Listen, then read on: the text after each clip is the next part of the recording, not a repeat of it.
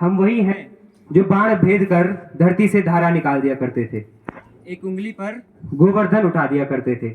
हम ही थे वो दिलेर जो चक्रव्यूह में वापस लौटने की विद्या सीखे बगैर गए, और वह भी हम ही थे जिनके फेंके हुए पत्थर भी पानी में तैर गए।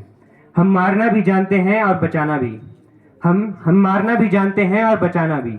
हमने दुश्मनों के लिए फाइटर जेट्स बनाए, संगीन बनाई, और जब जिंदगी की सांस टूटने लगी तो हम ही ने वैक्सीन बनाई और लिख दिया उस पर सर्वे संतु निरामया, यानी ईश्वर सिर्फ हम पर नहीं सब पर करे दया। हम जाबाज हैं, जियाले हैं, आंधियों से खेले हैं, बिजलियों के प्याले हैं। हम शांति का सवेरा हैं। हम इस नई भारत की, विकसित भारत की नींव में रखे गए एक उम्मीद के उजाले हैं। पहचानो हमें, हम इंडिया वाले हैं।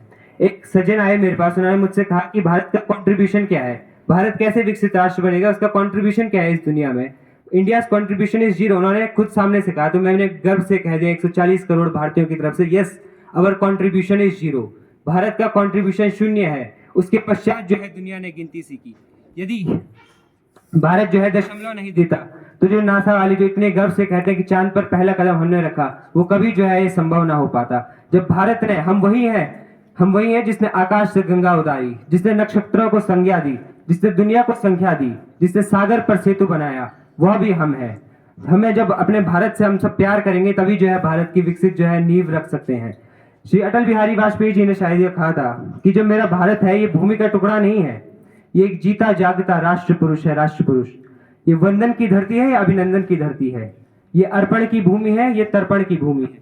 इसकी नदी नदी हमारे लिए गंगा है, इसका कंकड़ कंकड़ हमारे लिए शंकर है।